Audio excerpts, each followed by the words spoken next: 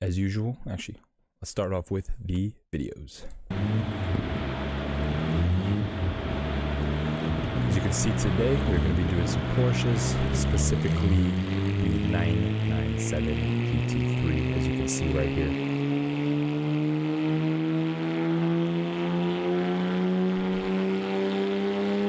Let's listen to this nice and slow dyno pull.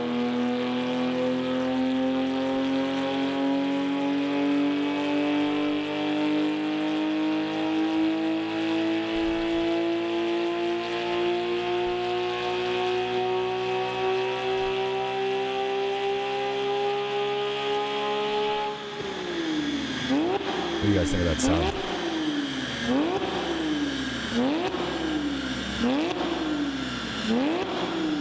Alright, I don't know what he's doing here. Just revving it. Just to rev it. But yeah, let's take a listen to some other sounds.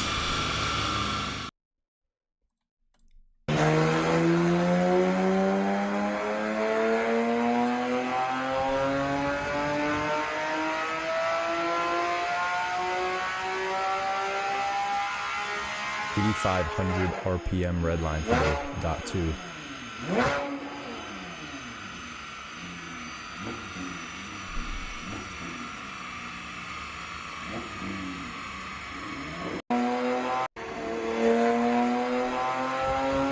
Fair use.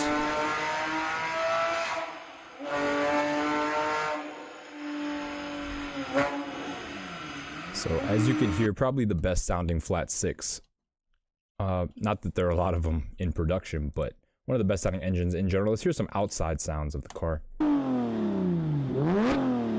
As in like it driving around under load. As you can see, this is a .2. We'll get into it a little bit later, but taillights are a big giveaway.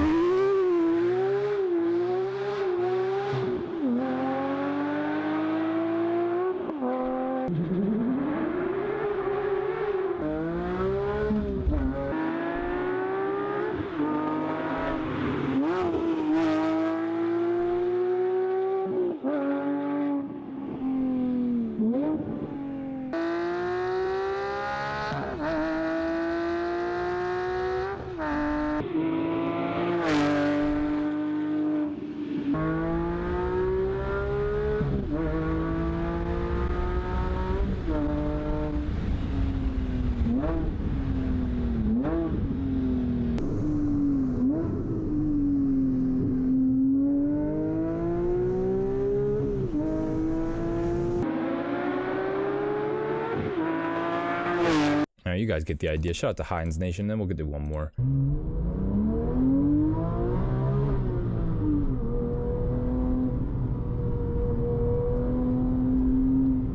It's hard to rival the sound that this Metzger engine makes.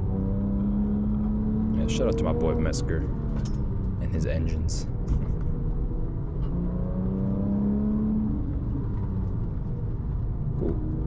But you guys get the idea. What is going on, y'all? Anwar and Cars back again with another car buyer's guide. Today, as you saw, we are doing the Porsche 997 GT3.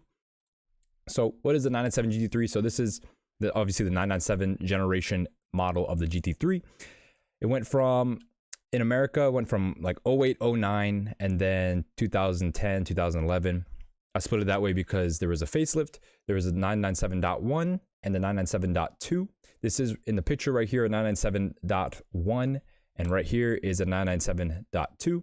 You can tell because of the front bumpers. The 997.1 has a separate secondary light when compared to here. It's kind of all in the same fixture, and then here it's like a whole separate piece. That's an easy way to tell. Another way to tell is from the rear. The 997.1 has regular taillights, while the 997.2 has LED taillights. Same thing with the headlights. You have HIDs on the front of the 997.2. But yeah, so well, before I get into all that, let's do some announcements before I forget. If you haven't already, subscribe to the channel, like the video. If you haven't done that already, I don't know what you're doing. Hit that like button. It takes like a second, it helps me out, and it doesn't really take anything from you. Also, join my Discord if you haven't already. I do giveaways for $50 occasionally. We'll probably do one in the next couple weeks. If you join my Discord right here, you are eligible to win the $50. All you got to do is click the link, subscribe to the channel, like and comment on any video, as well as sharing a video with somebody. You don't have to know them, just somebody. What else? I think that's pretty much it. Let's get back to the car. What was I saying? Oh yeah, so going over the differences between the 997.1 and .2 in terms of appearance. I'll do that right now because I have the pictures up, but we'll go through the actual specs of the cars in a second. I just want to say that looking at the prices before we get into it, these are some of the most expensive GT3s on the market today, and they are from a long time ago. They're pretty much in the same range as the 991 cars, which are the next generation, which is pretty ridiculous when you think about it, because these cars are old. At this point, they're pretty old. They went from 2007 to 11, so over 10 years old, pretty much 15-year-old car. So why is the price so high? That's what we're going to figure out today. I mean, I kind of have some answers for you already, but we'll get into that in a second. Let's do the features, options, and problems. Oh, wow, I have the one from yesterday up. Didn't even exit out of it. All right, whatever. Cool. So here we go. Features, options, and problems of the 997 GT3. Bring it up here. Whoops, got too much stuff open. Let me find it real quick. Okay, here we go. It's right here. Cool. All right, let's get this in here for the features. So kind of some stuff you have to remember when it comes to what is going on here, man. I hate paint. I say that every single show. I don't know what is wrong with paint and why it's always glitching, but I guess it's just not a very good program. Anyway, so here I listed out some of the differences between the .1 and the .2, as well as what comes standard across the board. So we'll start off with the .1. Obviously, it goes from 07 to 08. This was called the 997.1. It used the M97/76 3.6 liter flat six engine. It revved up to 8,400 RPM. This engine made 415 horsepower and 299 pound-feet of torque. This is a naturally aspirated engine, so you can't expect the numbers to be too high, which is surprising for some. If you're looking at these for the first time, you're like, why is this car so expensive when it's making this type of power? We'll get into that in a second. And then we're going to go over the 997.2, which went from 09 to 11. And this was, well, it's kind of hard to discern whether it's 09 or 10. Some places say 9, some places say 10. It really depends on the car itself. You have to look at the car. If it was probably a later model from 09, it became a 997.2, but earlier models were the .1. You just have to look at the car, and it's easy to tell, obviously. But the 997.2, it used the M97/77 engine, so 3.8 liter flat six engine. So it was increased by 0.2 liters. And red line was increased to 8,500 RPM. This engine in the 997.2 made 429 horsepower and 317 pound-feet of torque. The 997.2 featured center lock wheels, updated front and rear lights, updated interior. Both the cars obviously use a Metzger engine. They both, both cars, 997.2 and 1, only were available with the 6-speed manual transmission made by Getrag. They were 30 millimeters lower than the standard Carrera, just, you know, to give you an overall feel of the dimensions of the car. It's a little bit lower. PASM was standard on all GT3s .1 and .2, while PSM, Porsche Stability Management, was available for the 997.2. GT3s came with adjustable roll bars, thicker springs, and firmer dampening when compared to the regular Carreras. And another thing is all 997.1s in North America have sunroofs. This is because California was their best and most prominent market, so they tailored the cars for that market specifically. And no 997.2s have sunroofs. Also, another thing that's not a plus, I guess like a downside of a North American 997 GT3 is that there was no club sport package available. This was a very popular option in other markets. This came with the sport bucket seats, came with the roll cage, fire extinguisher. It just made the car a lot more trackable, and it just made it a little bit more cooler. In total, there were 4,634 997s made total. This is .1 and .2, with the split being pretty much even around 22 to 2,300 per facelift and pre-facelift. So why are they so expensive? We haven't got to that yet. It's a lot of different reasons. The biggest reason is because Porsche people are just super obsessed with their cars and they're nerds. But I'm just kidding, Porsche people, don't hate me. I admire the effort you put into learning your cars. But I think the real reason why this car is so expensive is because it's the last model to use the Mesker engine. And the next version, the 991.1, only had a PDK. So a lot of people were disappointed by that. It took away from the analog feel that a Porsche GT3 was supposed to give you. And so I believe that is why these 997.2s specifically are going for crazy prices when compared to the 991s. They're almost the same. If not, the 997.2s are more than a 991.1. Hey, shout out to GMC in the chat. What is going on? And yeah, I did finally get a cut. I had to. But yeah, what's going on, man? Shout out to the 2 people in the chat. What is going on, y'all? But yeah, I think the reason why this car is so expensive, and we'll get into the exact prices in a second, which is going to really shock you if you don't know already, which you probably should know if you're familiar with Porsches now and today. But if you're just looking at these, seeing what they are in general, you will be pretty surprised at these prices when we get into them. But I believe they're so expensive simply because of the 6-speed manual and the Mesker engine. This car, with its Mesker engine, you know, a lot of other Mesker engines, they had problems, specifically like bore scoring. These ones did not have any of those problems. The ones in the GT3, they're not related to the Mesker engines in the regular Carrera. So a lot of people prefer these and they think it's literally the best version of the Mesker engine. Another thing is that with the GT3 RS, there is the GT3 RS 4.0, which was the literal best version of the Mesker engine before they replaced it with the DFI engine. And so a lot of people consider the 997, because the 4.0 was part of the lineage, as just a superior model or generation of 99 or 911. Does that make sense to you? I can't really say, you know, it either does or it doesn't. All I can say is that this car does retain that old school Porsche feeling when compared to the newer cars. Again, that comes down to the Mesker engine. It also comes down to the fact that this was the last GT3 that was narrow body, which is pretty surprising because when you think of GT3s, you automatically think wide body. And yeah, so these ones are narrower. They're a smaller car. The 991s obviously became wide body. And it's just interesting because the GT3 RS in this generation, 997, was wide body, but the GT3 was narrow body, which is something I never really did before. So that kind of adds to the uniqueness of this GT3 compared to the later ones. Other than that, this is kind of like in that sweet spot of time, especially the 997.2, when the cars kind of became a little bit more modern. They had a nicer interior as well when compared to the 997.1s. So that's another plus. The 997.2 pretty much has a modern Porsche interior, for lack of better words, or you know, it's nice. You can get the nice nav screen. Everything looks modern in there. I can't say the same about the .1s, but the .2s definitely look a lot better. And so I think this is why the 997 is so expensive now, because it's in that transitionary period, where it still retains some of the old schoolness that all the new cars just don't have anymore. So let's move on to the options. There are a ton of different options, as this is a Porsche. A lot of different things you can get for the car, but we will just go through it all and then, you know, make sense of it all, put it to rest. Let's see. Gotta make this smaller because it won't fit. Make it a little bit bigger.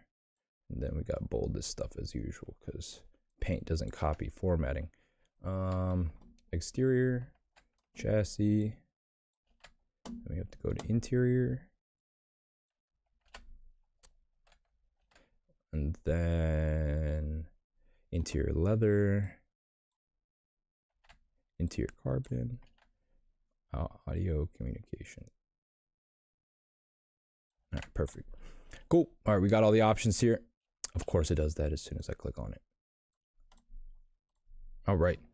So in terms of the exterior options, we have your metallic paint slash special colors, which we'll go over in a second. Oh, actually, GMC said something. He said, can you say, thanks GMC for letting me borrow your Mustang so I could bring my mom to the hospital. I'll just say that one more time because I messed that one up. Thanks GMC for letting me borrow your Mustang so I could bring my mom to the hospital. I don't know why you wanted me to say that, but there you go. I hope it helped. Anyway, so going back to the options, metallic paint slash special colors. So you have your paint color option. You have your bi-xenon lighting system with headlight cleansing. This is also going to be an option. It's for the 997.1. And .2. Deletion of model designation. So if you just want a model, a delete, no badge on the back. Gray top on the top of the windscreen. gray top tint on the windscreen, auto dimming interior and exterior mirrors. Yeah, I fumbled that one hard. My bad. Electric slide / tilt roof. This was standard on North American models. And then for 2009 plus, you had dynamic cornering lights, lightweight headlights, and then 2010 plus, the lightweight battery, and then rear lights with clear glass became an option for 2010 plus as well. For the chassis, we had Porsche carbon ceramic brake options. This came in all cars 997.1 and 2. You have the wheel center with the Porsche crest. Wheels painted silver, wheels painted in exterior color, TPMS, front axle lift for 2009 plus. So this is going to be for the 997.2s plus, and dynamic engine mounts, same thing on the .2s as well.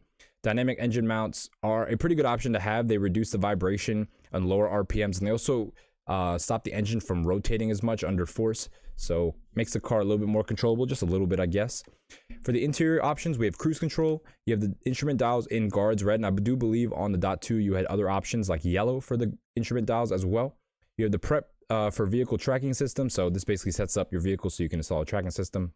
What is that? I don't know, maybe including like an extra cord so you can run some power or something. Not really too sure. You have the adaptive sport seats. You have the sport buckets for the .2. And what else? You have seat heating as an option as well. Seat belts in silver gray, guards red, or speed yellow. You also have the rear center console painted or in leather.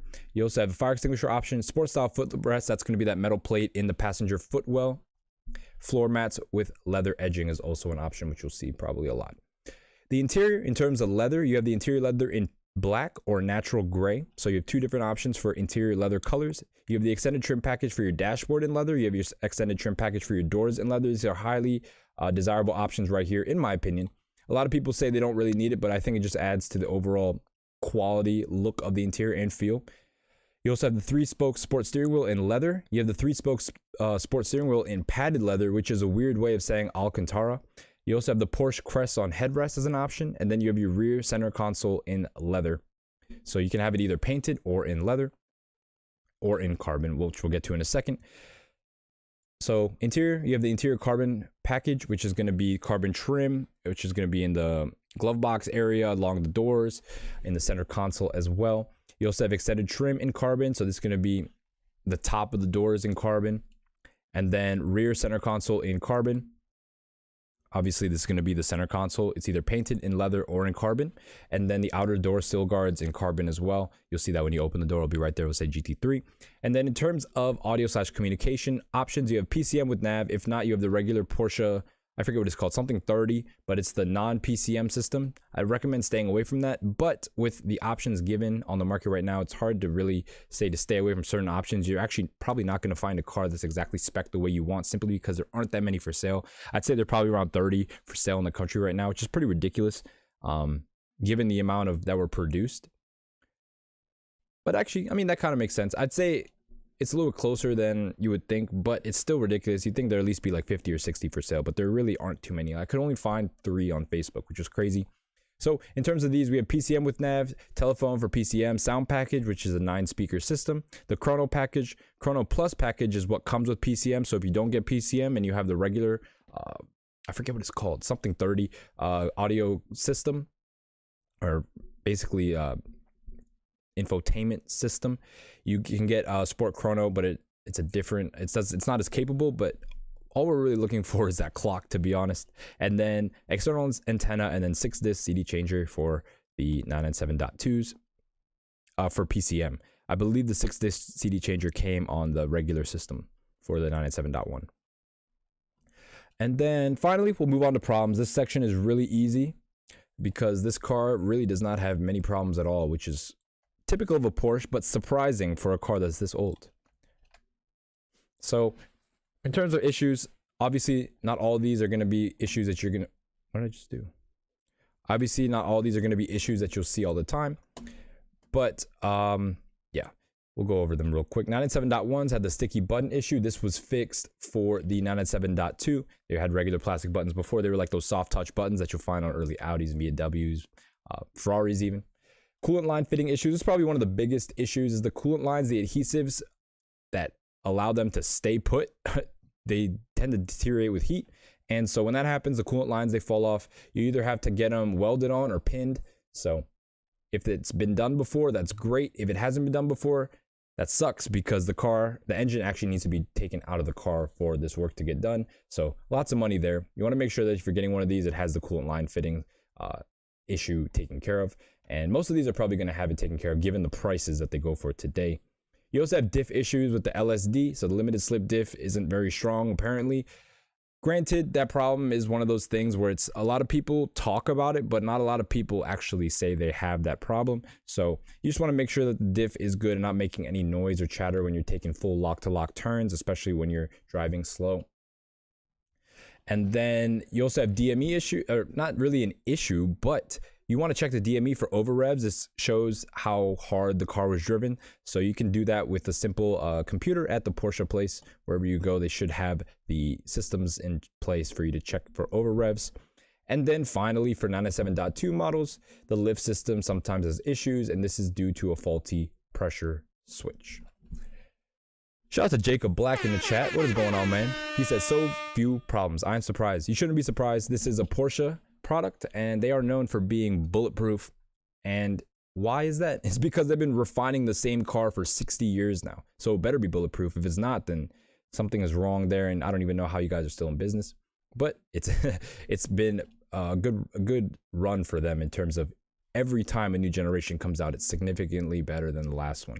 And so they've been able to continue that trend for a long time, so I don't think it's going to stop anytime soon. Cool. All right, so we went over all that, problems and everything. Let's get on to the ads, the part everyone waits for. And if you haven't already, like the video, hit that like button. It's super easy. Also subscribe if you haven't. I do these videos 5 days a week, which is kind of insane. I've been thinking about how much time I put into this, and it's pretty crazy, but at the end of the day, I like it, so it's worth it.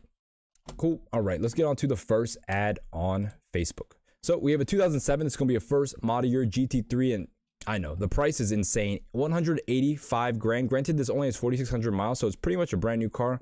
But again, this is a first model year GT3. Let's take a look at the spec. It is in black. You can see it has these wheels.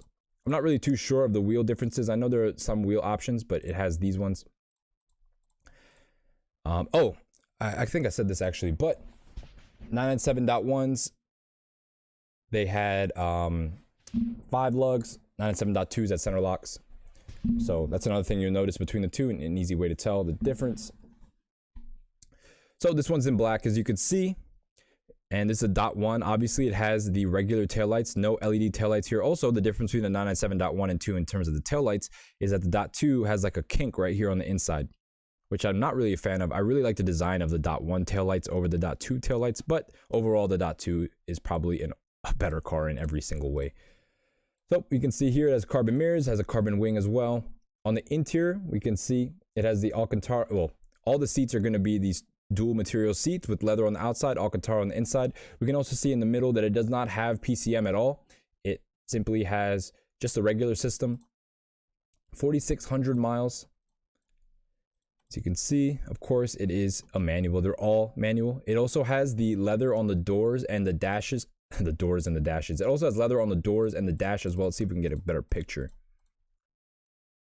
Yep, so we can see here the stitch right here. This is how you can tell. So it has the extended leather on the doors. It has the extended leather on the dash. Let's see what wheel it has. Does it show the wheel?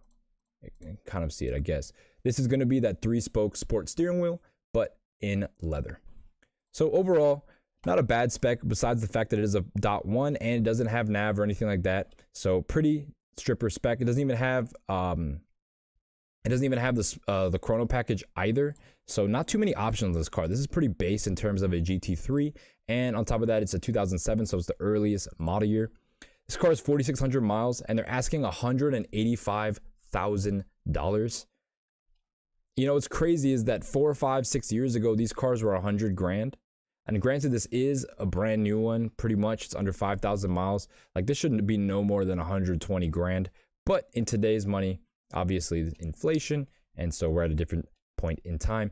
I'd say for this, being a 2007 with 4,600 miles, I'd be willing to go up to $160,000. And it's crazy. These cars are so expensive. I get it. The hype is there because it's such a really it's a really well-engineered machine. And the driving dynamics are unbeatable. But the thing Porsches just lack to me is look and road presence. Like, they look too regular. I'm sorry. They just look too regular. I know a lot of people are going to be upset. They're saying that the GT3 looks special. The RSs look special, I'll give them that, but the GT3, it's not quite doing it for me. That's just my personal opinion though. A lot of people feel differently. So let's move on to the next ad on Facebook. We have a 2010, so this is going to be a .2 car. You can see it has the updated front fascia as well as having center lock wheels. This one is a Canadian vehicle. You can see it is in kilometers and 49,000 kilometers. It's probably about 30,000 miles. And they're asking 160 grand. You see what I'm talking about? It's like, I don't understand the discrepancies between these two cars. Like, I guess 20,000 miles makes that much of a difference in price. Because this, granted, this is also a 2010. This is .2, which should go for way more anyway. But they want 160 for this one with 25,000 miles. Of course, the Canadian depreciation also is a thing as well. Cars that are imported from Canada are never going to have as much value here as the cars that were made for this market, simply because they are a little bit different equipped. Kind of, not really. They're pretty much the same, but it's just the kilometers and just the headache of importing it. It's a nice spec though. It's on these wheels. I really don't know what the wheels are called, but it's on the .2 wheels, and it is in black interior.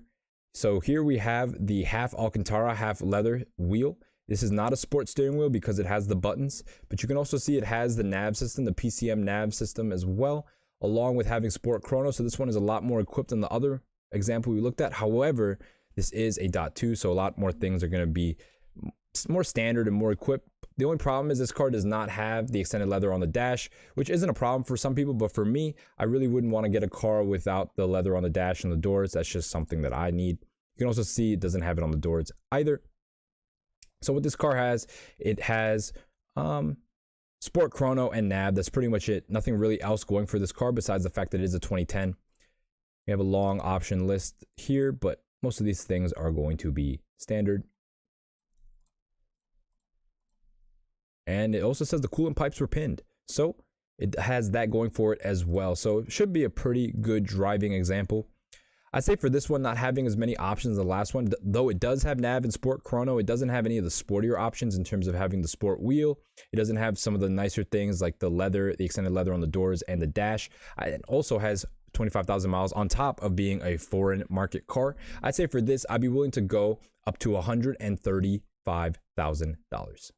And I think that would be a really good deal for a 997.2, even if it is a Canadian car. And then moving on to our final example, we have another 2010 GT3. You can see it's on the same wheels, pretty much the same exact spec as last time. The only thing here we can see is that it's on the Porsche carbon ceramic brakes, which are a pretty big option, over $10,000. We can see what else. Yeah, it looks pretty clean so far. Looking at the interior, we can already see that it has the extended leather on the top of the doors. This one also has the full padded leather, the Alcantara wheel, as well as having the extended leather on the top of the dash. You can see this one also has the, well, this one does not have nav. This one has the PCM system without nav. So not as equipped as the last model. Hold on, let's look at the last model's picture real quick. As you can see, the screen is a little bit wider. Well, actually, no, that's the same screen. Wow, I'm tripping. Okay, so this one does have nav too. As you can see, it says nav right here. It says map right here. I'm geeking. Jacob says, how big is the trunk? Let's take a look, man. Let's see how big the trunk is. This is how big the trunk is. Not the smallest trunk from like Frunks, I guess. It doesn't have a regular trunk. It has a frunk, and not the smallest one, but not the biggest item either. You can't really fit, like, you can probably fit like maybe 1.5 suitcases in here. So not too much. Let's see if he says anything about the car. Nope. They do offer a warranty though, which is something that is surprisingly not that necessary for this car. I say for this one, having 30,000 miles and being full leather, it has some more sporty interior things such as having the wheel, but other than that, there's not really much going on. It has a standard center console, a standard trim. The mileage is not that low either. 30,000 miles, 31,000 miles, and they're asking 200,000. There's a reason this car is listed for 16 weeks and still hasn't been for sale. This is way too high of a price. I'd say for 30,000 miles, but being a 997.2, I'd be willing to go up to 100 $145,000. And I don't think we get anywhere near buying this car. It's crazy. These prices are insane. You guys are quiet today, so I don't know if it's just me thinking this, but these prices are crazy to me, especially when you consider a 991 or a 991.1 or a 991.2 turbo. Or I'm tripping today. GT3s are literally cheaper than this. 200 grand will get you a really nice 991 GT3. So moving on to Auto Trader, the next place we look at ads, we have our first one here. It's going to be a white example. This is 2007. As you can see, it has the older front fascia as well as having the 5 lug wheels. I really like the GT3s in white. I think that's my favorite color of the GT3, this white color. See what it has. So Chrono Plus package. It has the floor mats with the interior color, black leather seats. So not really too much going on here. Jacob asks, is it a missed opportunity like air-cooled versus water-cooled engines? Yep. I do believe at this time, the 997, whether that be the 4S, whether that be a GT3, whether it be a turbo, GT3 RS, RS 4.0, I think they've all left the station in terms of price. We probably missed it by about a year or so, or probably more than that, probably about 3 years. Yeah, the 997s, it's crazy because I couldn't even find that much information on the 997s, which means that right now it seems like really only true Porsche enthusiasts know about this crazy market for the 997 GT3s versus 991 GT3s, and not many people have actually talked about it, and I don't really see too much information on it, but I don't know where I was going with that. But yeah, I think that this the 997 GT3 is definitely a missed opportunity. I don't think they're ever going to come down in price. As I mentioned before, a big driver of future prices is two things. It's how the car was initially received and the production numbers. These early GT3s, not early, but earlier, before they were such a hype machine that they were today, they didn't make a lot of them and they didn't sell a lot of them. They probably were going for a sticker price for a long time after they were released. They just sat there in the showroom, and that is why they didn't produce that many. But yeah, other than that, in general, people weren't crazy about them because people just saw them as just a little bit better than a Carrera instead of being the machines that they truly are. But yeah, that is a reason why the prices are never going to come down. Only 4,400 made, or 4,600 made, and they weren't initially very revered. And so that's the perfect equation for a big price jump in the future. So let's look at this one. As you can see, 997.1 has the bi-xenon light package. You can see it has the regular taillights because it's .1. On the interior, we can see it has the padded leather steering wheel along with, I can't see it. Oh, yeah. So it has the nav system for the early .1 cars. So this is an option to get if you have a .1 car. To get this system, it's way better than just having no screen, in my opinion. Some people, they feel the opposite way. They think the screen looks old and dated. I think the screen just looks better than no screen. This one also comes with the Sport Chrono Plus package, which is a huge plus. I really wouldn't get a GT3 without the Sport Chrono package, or any Porsche 911 for that matter. This one, unfortunately, does not have the extended leather on the top of the doors and dash, though. So not as luxurious as it could be. But then again, it's not really like a make or break for a lot of people. For me, it might be, but for a lot of people, that is not the case. 30,000 miles, and they're asking 107,000. 30,000 miles, and they're asking 107,000. Bro, stop scrolling down, man. 30,000 miles, and they're asking 107. Every time I highlight this, it scrolls for some reason. One more time. 30,000 miles, and they want 107.5 for this example. I'd say this is way closer to what the car should be. Does it have a clean title? Does it say anything about the title? No. Of course it has a salvage title. I don't know why this didn't get filtered out. But isn't this crazy? 107,000 for a salvage title GT3. That is insane to me. I'd say for me, being a salvage title, I mean, they're not too far off compared to the market, but for me having a salvage title, I probably wouldn't want to go over 80 grand for this example right here. That's crazy. Moving on to our next one, we have another 2007. This one is going to be a black example. You can see it again. It's a 2007. It has the old style front fascia as well as having the 5 lug wheels. Not a bad looking example. I do like white. I do like black cars with silver wheels. I think that's one of the best combinations, honestly. This one also has the ceramic brakes. Looking on the interior, we can see that it has the regular sport steering wheel, no Alcantara wrap. It also has the carbon fiber trim package. However, it does not have the full leather package, which is unfortunate. The carbon fiber is a huge upgrade, and they didn't really match that with the full leather, which is kind of dumb in my opinion. This one doesn't have nav either. It has a standard infotainment system. It also has no carbon on the center tunnel, just plastic here. So, now, and as you can also see, this car has a roll cage that was put in there as well, but you know that that is aftermarket because no North American car came with a roll cage. You can also see here it has the carbon fiber kick plates. So this car, what does it have? It has the carbon fiber package. It has sport chrono. It has carbon ceramic brakes. This is actually a pretty good car. This is more of like a track focused car, and I kind of like the spec. I kind of dig it. I like what they did here. They had the simplest infotainment, but they had the most track ready car. I'm talking sport chrono. I'm talking carbon ceramic brakes. I'm talking carbon fiber trim. So kind of a cool spec, not the best spec, but a cool spec. It also has a roll cage as well, which doesn't really add value for one of these. You have to see whether or not it's welded in or not. It could be a problem if it was, and if it's not, it's still hard to get out. Probably have to take it apart. So what would I pay for one of these? 140 is what they're asking. It has a 35.8. 140 is what they're asking. It has almost 36,000 miles. I say they're not too far off because of the mileage and because, you know, it's more of a track focused car. So I wouldn't want to pay as much for that because it doesn't have the luxury features such as the extended leather and the nav. I'd say for this one, I'd be around the $130,000 mark. I think that would be a really good deal for one of these given today's market. Jacob asks, I suppose it's being taken care of Porsche Classic for parts, right? Yep. Parts are always going to be available for these. In fact, I think something that's really cool that no other car company does is they retrofit the infotainment system to have all the new systems for any Porsche model. Even the old air-cooled ones, you can get Apple CarPlay put in a factory spot in the car and it looks period, which I think is really cool. So yeah, Porsche, their support is so good for these cars. Another reason why people love them. I specified the support is really good. If you're not in the brand and you're trying to get one, it's really hard to get into the brand, and they kind of suck in that way. I'm talking dealerships specifically. But once you're in the brand, they do make parts for almost every car, and they will gladly fix any problem you have. Does it say, oh, hold on. Does it say, you know what's crazy? I just remembered. We did not go through the brochures.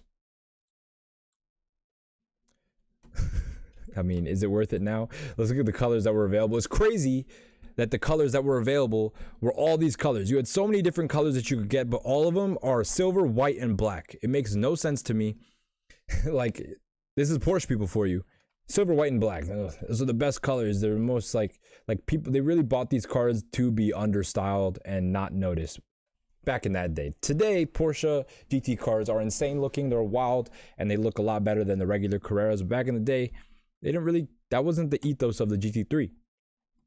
So here, as I mentioned before, these are going to be the wheels that they don't say what they're called. They're just called wheel painted in exterior color. These are going to be the carbon or the sport bucket seats. The sport buckets. Oh yeah, this is 2007. That was available on the .2. So for the .1, you couldn't get the adaptive sport seats, the lightweight bucket seats. These didn't come to America at all, unfortunately. But on .2, you could get the sport bucket seats, which is like a bucket except the backrest moves. But for the most part, 99% of these cars are going to have the adaptive sport seats. As I mentioned, this is what nav looks like on the .1 cars. On the .2s, let's take a look real quick. This is what it looks like on the .2s. As you can see, it looks a little bit better. And then these wheels, oh, man, yeah, the wheel, just standard wheel. So only two sets of wheels, and they differ between the .1 and .2.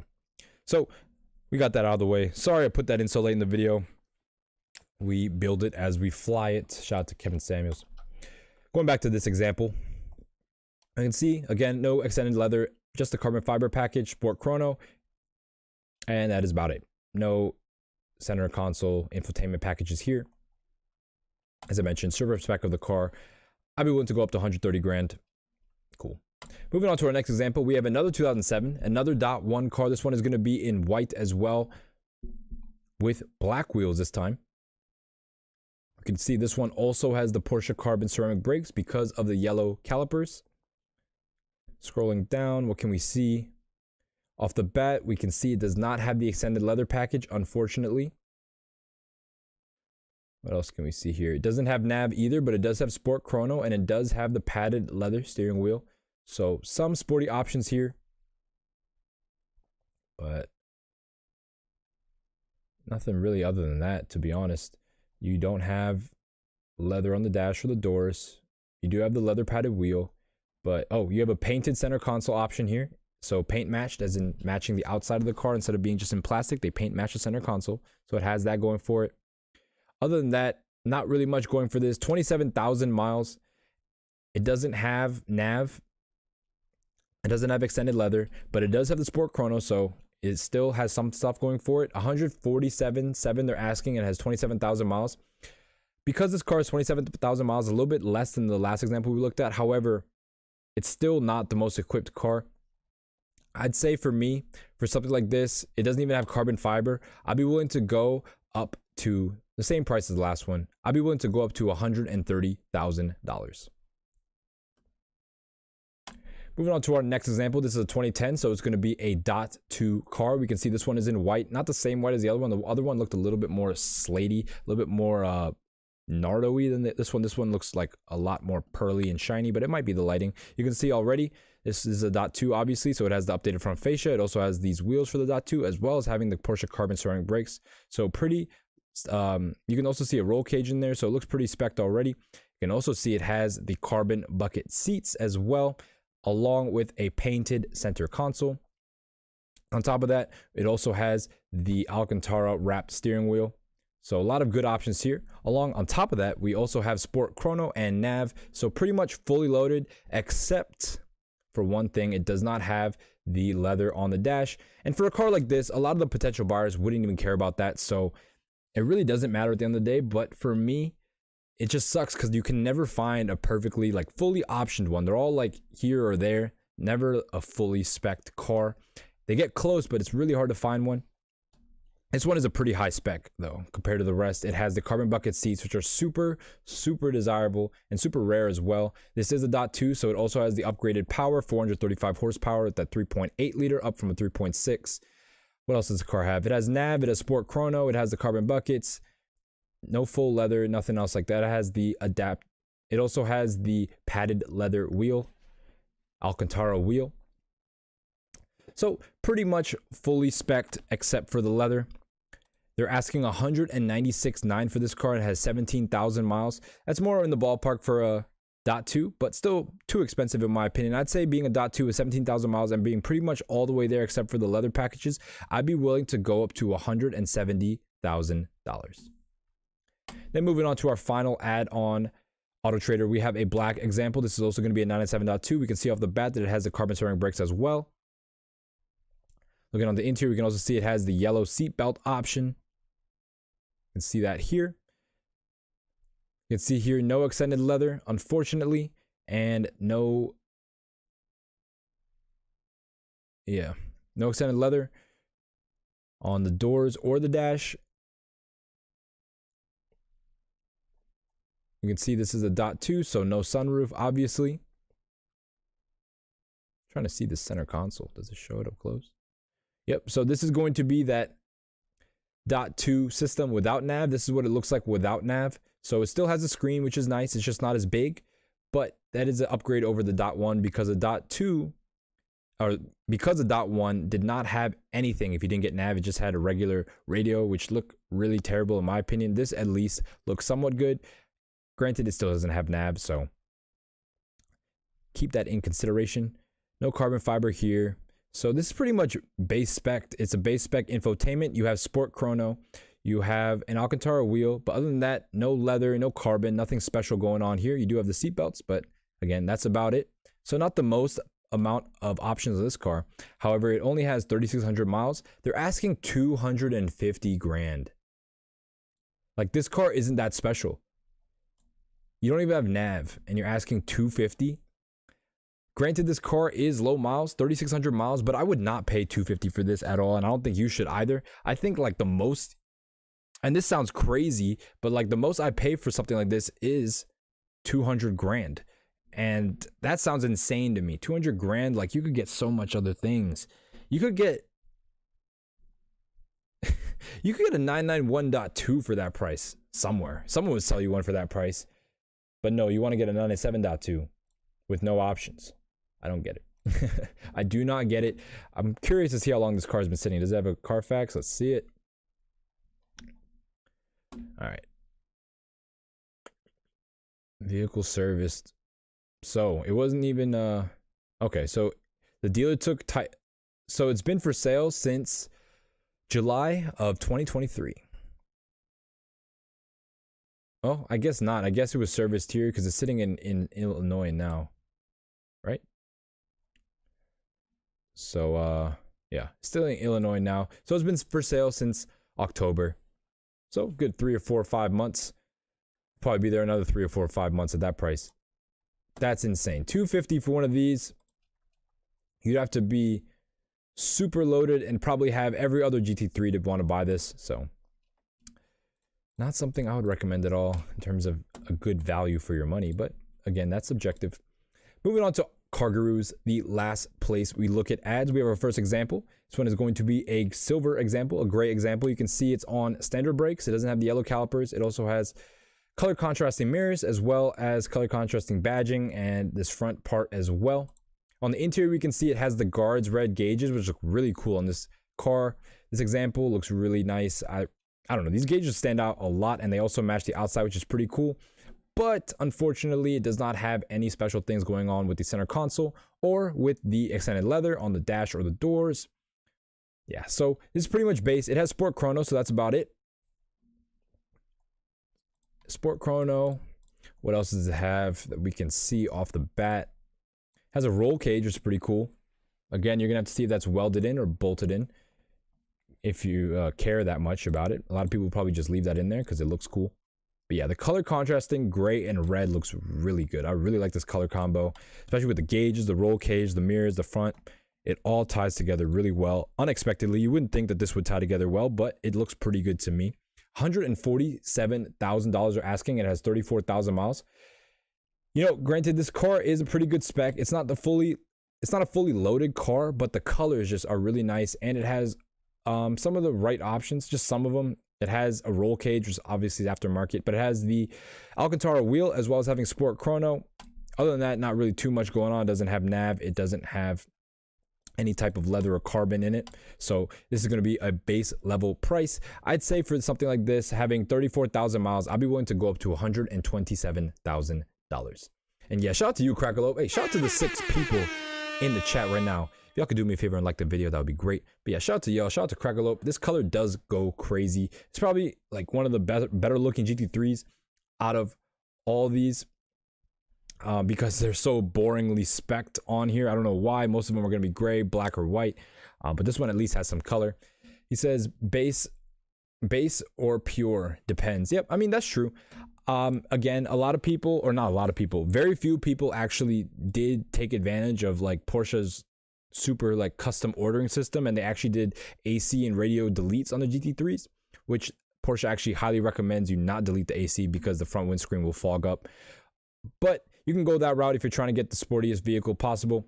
I personally am not a track driver, and I know 90% of y'all aren't track drivers either. So with that in mind, I'd say the best advice is to get the most luxurious sporty car you can get for the budget, obviously. And so you can consider this, you know, pure, I guess. I consider it base, but they basically mean the same thing. Cool. Let's move on to our next example. We got a ton of Car Gurus examples today. Here we have a 2007. This is going to be obviously a .1 car. We can see it's on the carbon ceramic brakes. It looks like. I've never seen carbon ceramic brakes that are slotted, so I'm not really too sure what's going on here.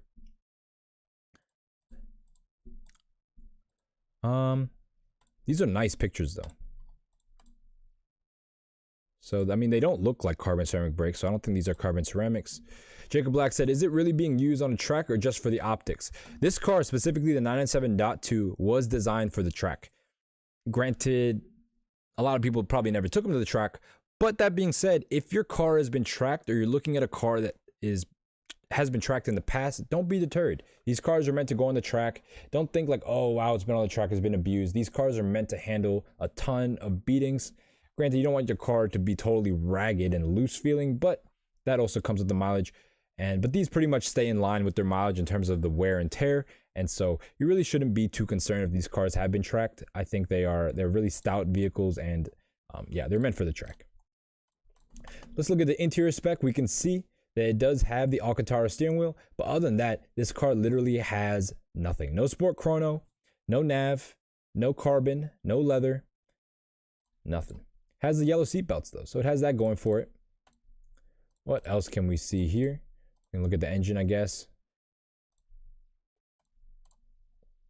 What else? Has the roll cage too, I guess that's a plus. But in terms of options, this is very limited. It has a roll cage. See, this would be a really good option for a car like that's more track focused if it had sport chrono, but it doesn't even have sport chrono, so it's like, what are you doing? I'd say for this one, only having really this roll cage, it has painted calipers. These are not carbon ceramics. And then having the Alcantara steering wheel. Yeah, 48,000 miles.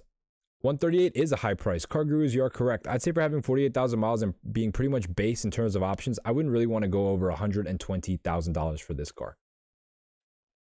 Cool. All right, moving on to the next one. Man, these pictures forgot to reset.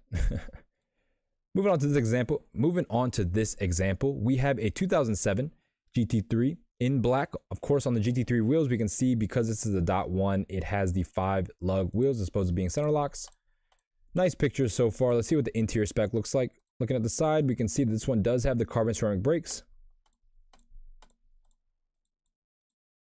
A ton of pictures on this one. 84, holy crap. Let's make this bigger. Scrolling down. See on the interior, this one, it is a .1, but it is pretty much fully loaded. The only thing we're missing off the bat is Sport Chrono, which sucks because that is a must-have option with these cars. I don't care what people say. If you get a P car, you have to get Sport Chrono. It's like, that's the whole point. It looks cool. That's pretty much it for me, basically. It looks cool. It sits right there and it looks like a watch, you know? So we have the Alcantara wheel. We also have the color contrast stitching, as well as having the extended leather on the door and the dash. You can see the stitching here and here. Looking at the center console, we can see it is in carbon fiber, it looks like, which is pretty cool. You also have the kick plates in carbon fiber as well. The only thing is I don't think it, actually, hold on. We can see on the doors, it has the carbon fiber trim too. This is a fully carbon fiber trimmed car, which is dope. Full carbon fiber trim, full leather, color contrast stitching. That was 4 things. That was only 3 things. What else can we see here? So overall, very clean example, honestly. You also have the yellow seat belts. So, man, I was saying this before, but you can never find a fully optioned example. This one has everything but Sport Chrono. The carbon and the full leather. Super rare to find that together. But it didn't even come with Sport Chrono, so it's like, dang. This is not the optimal car. It says 21,000 miles. It is an 07, so first model year. They're asking 139 grand. I say they're not too far off because this car does have a lot of interior options, a lot of rare options, especially with the combinations that it has. I say for that, I'd be willing to go up to $129,000 for this car. If it had Sport Chrono, I could probably go up to 135. This is almost there in terms of price. Moving on to our next example, we have another 2007 911 GT3, but as we can tell, the price is way higher than the last one we looked at, 4,600 miles. I believe this was actually the first one we looked at. This is in Kentucky. This one is in New York, but it looks the same. Anyway, same spec as the one we looked at, same miles and everything. See, this one has the red brakes, no carbon ceramics here. It is a 997.1, as you can tell by not only the year, but the front fascia. Looking at this, you can see the carbon fiber wing. Going down, I'm trying to get to the interior spec. Where's the interior on this car? So off the bat, we can see it does have the extended leather package on the doors, as well as on the dash. You can also see, actually we can't, what else can we see? Unfortunately, it does not have Sport Chrono or nav. So we have a nicely equipped car in terms of the leather. Probably smells a little bit nicer in there than a stock regular, GT3, I mean base regular GT3. Excuse me. It probably smells better in there than a base regular GT3, but other than that, it's not going to have much extra going on in terms of stuff that'll make it stand apart. It doesn't have any carbon. It doesn't have sport chrono. It has a regular wheel. Granted, it is a sport wheel, but it is a regular wheel. No Alcantara on there. They're asking 185 grand. It has 4,600 miles. It doesn't have nav or sport chrono, so I'm not going to be anywhere near this price. I mean, I wasn't going to be anywhere near there anyway, but because it only has 4,000 miles, I could probably go up to $155,000 for this example. Moving on to our next one, the second to last ad, we have a black 2010. We can see it is a 2010, not only because of the updated LED taillights, you can kind of see here, but also because of the center lock wheels. These only came on the .2s. Scrolling down, let's see what else we can see. It's not on the carbon ceramics. It has red brake calipers. You can see these are the .2 LED taillights. What else can we see on the car? Moving on to the interior, we can see already it does not have the extended leather package on the doors. Looking at the interior, looking at the screen in the middle here, it does not have nav either, but it does have sport chrono. This one has some sort of wheel that I've never seen before that is paint matched, but this is also paint matched as well, so it might have some sort of paint match option. The seats also look a little bit darker. I guess sometimes it's black and sometimes it's gray, so this is going to be a black interior. See the sport chrono dial here. You can see the sport chrono dial here. And then here we can see our regular radio, no nav. You can see there's no nav button, and the screen is a little bit smaller than the nav screen. The nav screen kind of comes out to these knobs. What else can we see?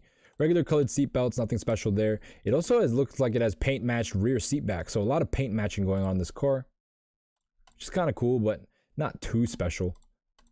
So what do we have here? We have sport chrono, no nav, no extended leather.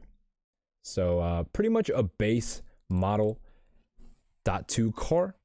2010, they're asking 180 grand. It better have low miles. 41,000 miles, they're asking this much, and it's a fair deal?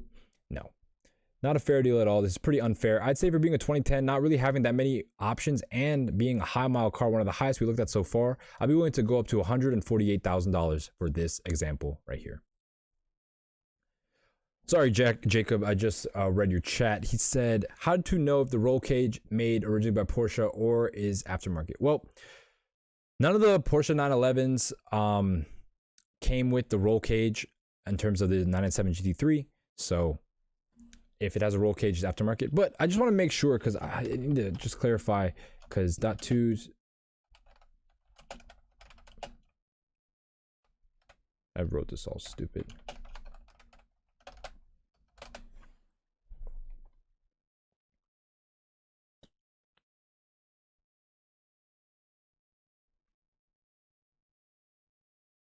Yeah, I mean,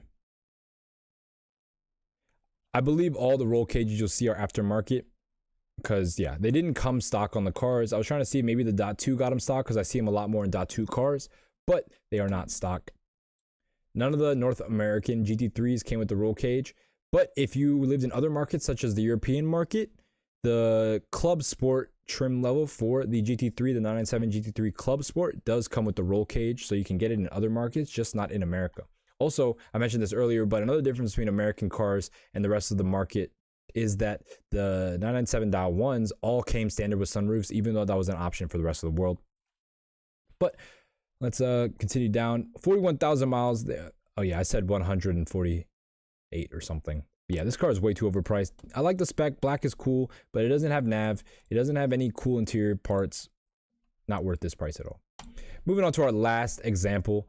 180 grand. This one's a okay, let me just restart. Moving on to our last example. This is a 2011 GT3. It has 30,000 miles. Let's take a look at the spec. We can see off the bat, it is a .2. Obviously, you can see the updated front fascia as well as the center lock wheels. We can see also that it's on standard brakes. No Porsche carbon ceramic brakes here. What else can we see? What else can we see? Moving on to the interior, we can see it has the full Alcantara wheel, but unfortunately, no stitching on the dash. I'm guessing no stitching on the doors as well. This one does have nav though, which is a plus. It also has sport chrono, so it's sport chrono and nav, which is really good options to have. However, it does not have extended leather. It does not have the carbon package. Other than the sport chrono and nav, This car really doesn't have any more options. Granted, those are good options to have. We have the Alcantara wheel, we have the Sport Chrono, we have nav. Pretty good option car. It's just missing some of those cosmetic upgrades that I would get personally. But in terms of functionality, this has everything you need. They're asking $179,500 for this car, and it has 30,000 miles. I'd say for me, this car doesn't really have much. It doesn't have Porsche carbon ceramic brakes. It doesn't have anything really going on the interior fancy wise that I'd be interested in. I'd say for this, having 30,000 miles, I'd be willing to go up to $158,000 for this car. And that wraps it up for the ads for the 997 GT3. As you can see, I was lowballing all of these ads. I don't think I'd ever come to a deal on one of these personally, because my offers are, like, my judgment of the market and the values of these cars is not matching what the majority of people say, which is unfortunate for me, not for them, because someone will buy that car. There's some nerd out there, some Porsche nerd, that will definitely buy overpriced 997 simply to have it because of the bragging rights in the community, even though to everyone else you have a 997. You have like a mid-2000s Porsche. I mean, I'll give you guys a little more credit than that. The GT3, especially the 997, is probably the best one, in my opinion, because I do like the 997 generation. That's probably one of my favorites in terms of just the look, as well as the transition from like old school to new school. Obviously, some people are going to think that the transition was during air-cooled to water-cooled. I think it was during the 997 generation. That's just my opinion. If you were to decide between a .1 and a .2, I highly suggest getting the .2. You're going to have a little bit more issues with the .2 in terms of convenience. It does have the center lock wheels, so that's going to take a little bit more effort to get serviced. However, the .2 is just an overall way better car. It has the upgraded power. It has a 3.8 liter as opposed to 3.6. It also has a way nicer interior. It has a lot more features. You can basically, this car will last longer in time, or it looks like it lasts longer in time than the .1. The .1 looks aged already, while the .2 looks perfectly modern in my opinion. The 997 in general looks modern on the exterior. However, the interior is where it gets let down, especially with the 997.1. As we can see, this is the .2, but we'll look at a .1 interior. Let's see this one. This one is definitely the base one. No, this one actually has nav. Yep, but you can kind of see it, I guess. Looks a little bit different. It's mostly in the center right here. Also, judging by the prices, why wouldn't you get a .2 GT3?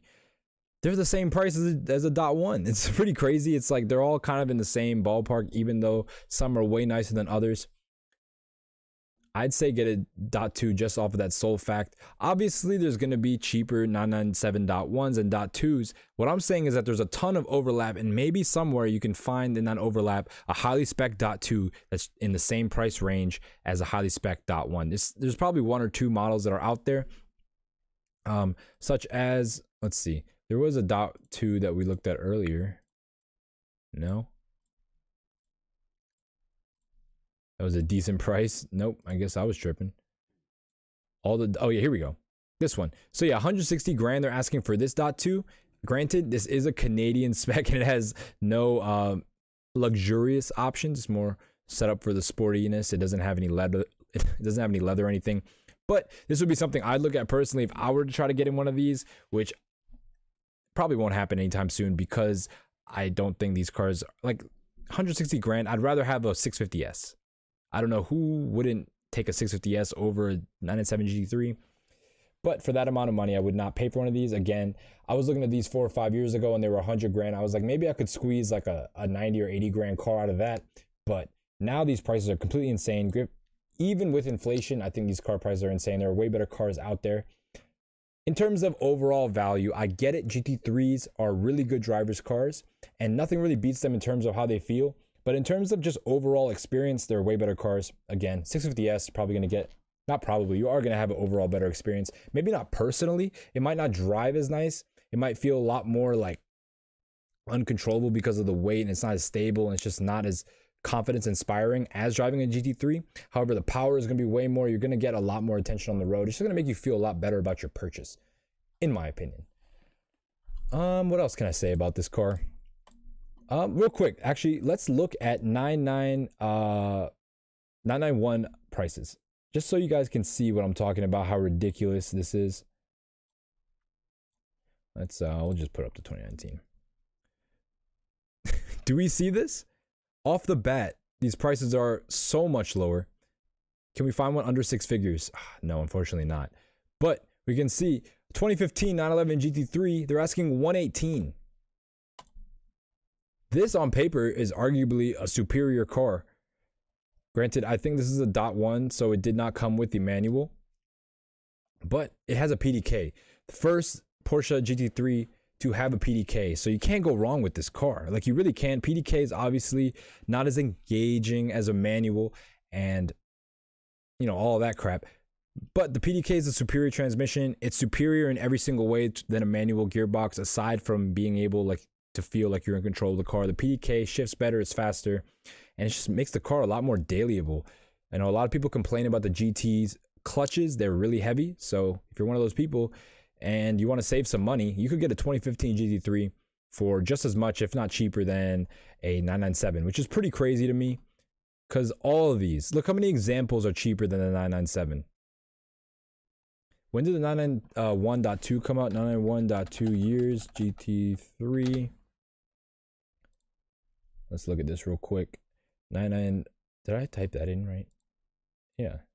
Okay, so 2018 to 2019. So let's see, let's compare .2. Let's see what the discrepancy is between a .1 and .2 991s, just for example. So let's put it in 2018 here. Even a 991.2 is the same price as a 997.2. I will never be able to understand that. Like, why wouldn't you get this? You can have these in manual as well. The .2s for the 991 came with a manual. So you can get your best of both worlds. You can get a modern car with a manual with higher redline, more power, and a newer car, probably with CarPlay as well, for the same price. I can't justify that. I really can't, because of all the pluses of having a new car when compared to the old one. I guess the only thing that you can really count on the old one is not depreciating. This one might even depreciate further, but other than that, like, I can't really justify buying a 997.2 over a 991.2 because the price is not it. Like, I mean, granted, some of these have a lot higher miles, but that just shows that these cars are able to be daily driven a lot better than the 997. See if we can find any manual ones, see what the prices are. Yeah, I mean, the cheapest manual one we see with reasonable miles is about 170, 174, and it's in a cool color. Yeah. You said the 992 is so much better, or the 991. We're looking at the 991 right now. The 992 is a better car, but it's a lot bigger as well, so a lot of people don't like that part. But in terms of technology and performance, the 992 has all these beat, obviously. But yeah, looking at this, 174 for this, or 174 for this. We have a 2000, I mean, let's compare mileage. So, okay, here we go. 180 grand for this 41,000 mile, pretty much base spec 997.2 GT3. You don't even have any leather. You have Sport Chrono. You don't have nav though. So, would you want this or this? I hope this has a clean title. Nope. Yep, clean title. So, again, that is my final word on this. Let's actually put these both side by side. Where's the 171?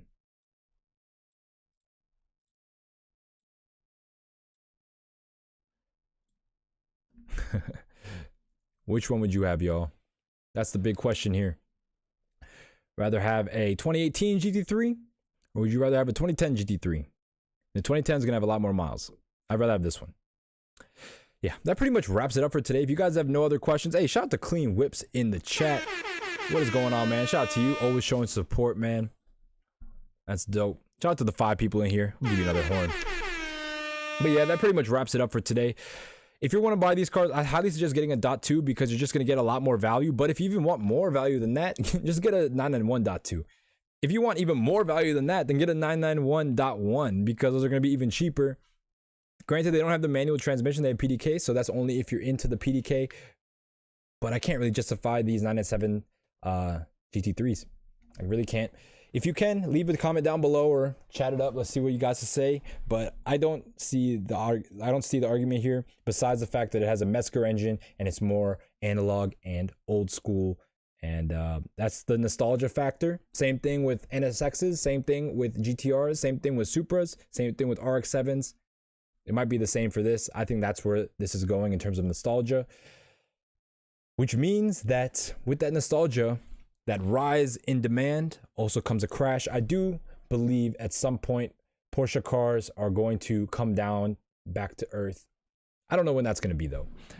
I don't know when that's going to be. Right now, they are keeping everything tight with the new cars in terms of not letting everyone, like being really stringent with allocations. So they're kind of keeping their brand rep high doing that, which trickles down into the lesser models. So I'm not too sure when that'll stop. I guess it'll stop when people run out of money, or when people finally, when the prices of the lesser generation make sense when compared to the value in terms of what they offer. So I guess the only way that this trend stops is when the generations, Porsche's GT3s become so good where the new ones don't really outweigh the old ones, and so more people prefer to get the old ones, and now start a trickle down effect of the prices all starting to go down. But that's just my theory. And yeah, I'd also get a PDK GT3. I'm not really like, I've said this plenty of times, I'm not a big fan of driving manual. I know how to drive manual. I can drive it very well. Had manual cars in the past. I just got tired of it. I remember once I got my LS430, and I think that was the first time where I had like a good smooth like transmission. Because before that I was manual cars, and then my first car ever was a Chrysler 300M Special, which had a 4-speed. But this one, there was the first transmission that I thought was, wow, this automatic transmission is nice. I mean, that's crazy to say because I've driven a ton of other cars in between, but when I was living with it and being in traffic and just being able to just let go of the brake and the car moves on its own, it's just amazing. I think the torque converter is such a great invention. And yeah, that's just my opinion. I like driving manual, especially like on occasion if the car is really built for a manual. Like I wouldn't mind driving a manual GT3, but overall, I say the PDK, given its functionality and its practicality, I think it's just a superior transmission. And yeah, that's that. Thank you guys for sticking this long. To the 3 people that made it this far, I salute you. I will see you guys tomorrow with the, let's see what video I'm going to do tomorrow. Tomorrow's going to be the Ferrari FF, which is going to be a fun day. I like the Ferrari FF. That's actually one of a very reasonable dream car to have if you are in the market for a Ferrari and you want to get one of the cheapest ones possible. The FF is the car for you. You just have to give up the Ferrari looks, and that's pretty much it. Everything else has Ferrari. You know, it has a V12. It also has a weird transmission issue, like situation going on, whereas 2 transmissions, that's also a thing that can lead to reliability and also part of the reasons why they're such good value. But other than that, we'll go over it all tomorrow. Thanks again for y'all who stuck to the end of the video. And as always, peace and have a good one. See you tomorrow.